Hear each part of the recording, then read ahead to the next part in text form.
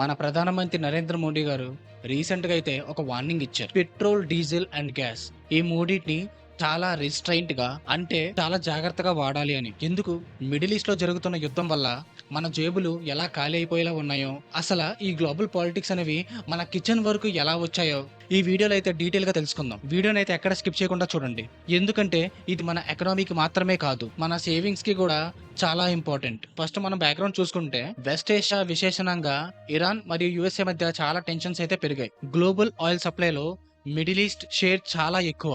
ఎక్కడ చిన్న గొడవ జరిగినా ఆయిల్ ప్రైజెస్ అనేవి ఆకాశాన్ని అయితే అంటేస్తున్నాయి. ఇండియా తన ఆయిల్ నీడ్స్ లో దాదాపు 80-85% వేరే దేశాల నుండి ఇంపోర్ట్ చేసుకుంటుంది. సో అక్కడ వారంటే ఇక్కడ రేట్స్ పెరగడం చాలా కామన్. మన ప్రధానమంత్రి నరేంద్ర మోడీ గారు అయితే ఇదే పాయింట్ ని మన సికింద్రాబాద్ మీటింగ్ లో పాయింట్ చేశారు. ఎక్స్టర్నల్ షాక్స్ నుంచి మన కంట్రీని కాపాడాలంటే మనం ఫ్యూయల్ కన్సంప్షన్ తగ్గించడం ఒకటే మార్గం. మోడీ గారు దీన్ని ఒక నేషనల్ నెసెసిటీ అని కూడా అన్నారు. అంటే ఇది సింపుల్ గా ఒక సలహా అయితే కాదు, ఇదైతే మన అవసరం. ఫారెన్ ఎక్స్చేంజ్ రిజర్వ్స్ చూసుకుంటే మనం ఎక్కువ ఫ్యూయల్ కొంటూ ఉంటే మన డాలర్ రిజర్వ్స్ తగ్గిపోతాయి. ఇది మన రూపీ వాల్యూ పడిపోవడానికి ఒక కారణం అవుతుంది. ఇన్ఫ్రాస్ట్రక్చర్ ప్రాజెక్ట్స్ వస్తే తెలంగాణలో almost 9400 crores worth projects start చేశారు. రైల్వేస్ అండ్ రోడ్స్ ని కూడా డెవలప్ చేస్తున్నారు. దీని ఉద్దేశం ఏంటంటే పబ్లిక్ ట్రాన్స్పోర్ట్ ని స్ట్రెంగ్తన్ చేయడం. అయితే మనం ఏం చేయాలి? మోడీ గారు అయితే కొన్ని ప్రాక్టికల్ సొల్యూషన్స్ ని సజెస్ట్ చేశారు. ఆఫీస్ కి వెళ్ళేటప్పుడు పర్సనల్ కార్ కంటే మెట్రో లేదా బస్సెస్ ని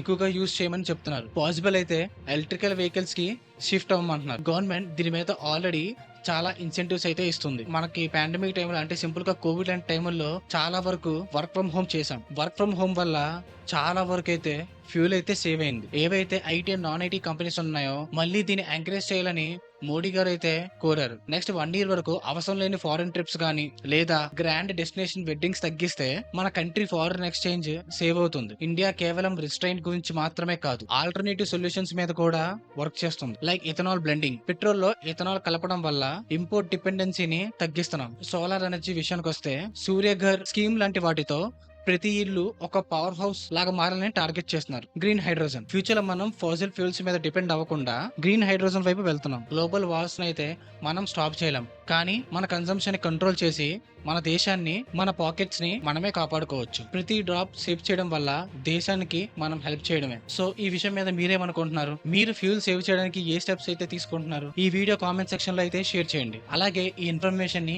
మీ ఫ్రెండ్స్ అండ్ ఫ్యామిలీకి కూడా షేర్ చేయండి. ఇంకా ఇలాంటి ఇన్ఫర్మేషన్ కోసం మన ఏడియం టాక్స్ ని సబ్స్క్రైబ్ చేసుకోవడం మాత్రం మర్చిపోకండి. మరో ఇంట్రెస్టింగ్ టాపిక్ తో నేనైతే మీ ముందుంటాను. Until then stay tuned to ఏడియం టాక్స్. జై హింద్.